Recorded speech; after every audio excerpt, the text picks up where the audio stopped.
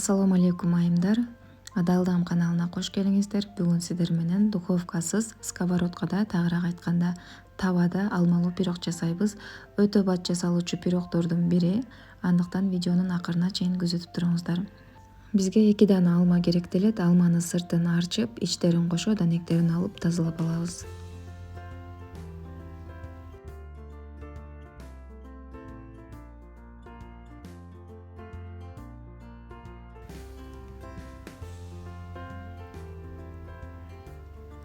Тазаланган алмаларды жука кылып туурап чыгабыз.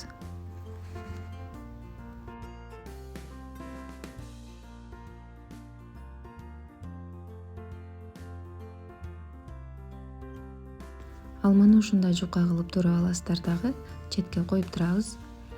Эми камырын жасайбыз. 1 дана жумурткага кумшекерди кошуп, чым-чым туз кошобуз. Жакшылап венчик менен аралаштырып алабыз. Бул пирогго миксердин дагы кереги жок. Абдан оңой жасалуучу пирогдордун бири. Жакшылап аралаштыргандан соң сүт менен өсүмдүк майын кошуп, дагы бир сере аралаштырабыз.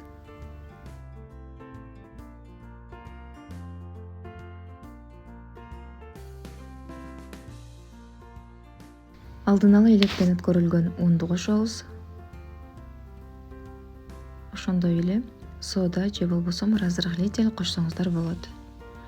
Эми бул массабыз тегиз бирдей болгуча жакшылап аралаштырышыбыз керек.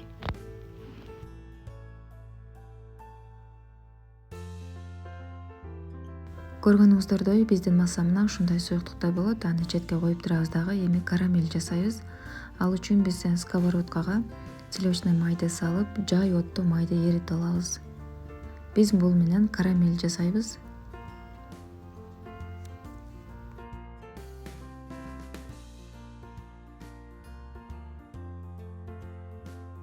Сливочный май эриген соң кумшекерди кошуп, экөөнү жакшылап аралаштырабыз.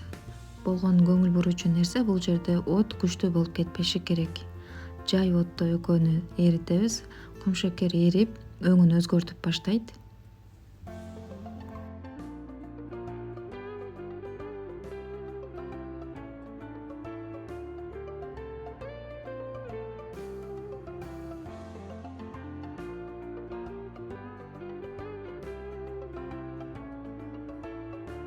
Көрүп турганыңыздардай кумшекер эрип, өңүн өзгөртүп баштады. Карамель түскө келет. Эми буга биз тууралган алмаларды кошобуз. Дагы эле жай отто кааласаңыздар капкагын жаап, дымдап бышырсаңыздар болот, же болбосо жөн эле капкагын жаппай эле 1-2-3-4 мүнөт аралыгында ушинтип аралаштырып коруп алсаңыздар болот. Табитиңизге жараша корица кошсоңуздар болот. Корица менен өтө даамдуу болуп чыгат. Бул жерде мен жарым чай кашыктай коштум.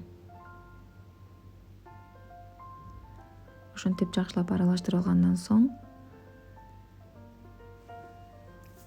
даяр болгон массабызды, тагыраак айтканда камырыбызды үстүнө куюп чыгабыз.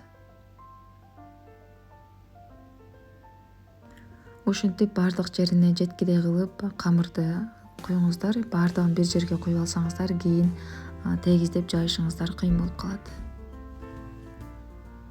Массабызды куюп болгон соң капкагын жаап, жай отто 10 мүнөттө дымдайбыз.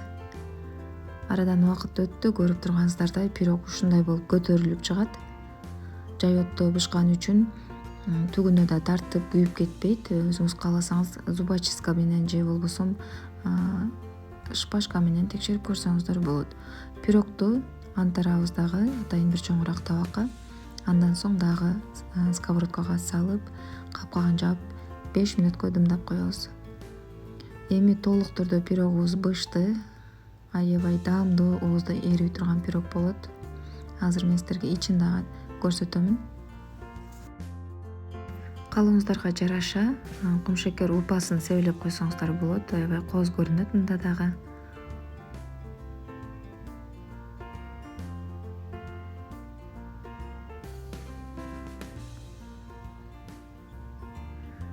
Жуп-жумшак, ичтери толук түрдө бышкан, өтө бат жасалуучу пирогдордун бири. Айрыкча духовкасы жокторго өтө ыңгайлуу.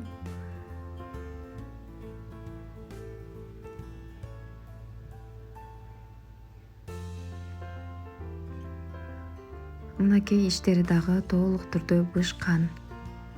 Духовкасы жоктор ойлонбой жасап көрсөңүздөр болот. Баарыңыздарга жагат деген ойдомун. Сиздер менен болгон Адалдам каналы. Эгер менин каналыма каттала элек болсоңуз, анда подписацияны басып катталып коюңуз. Комментарийге пикирлериңизди калтырып, лайк басканды унутпаңыздар. Кийинки видеолордо көрүшкөнчө Аллахка аманат болуңуздар.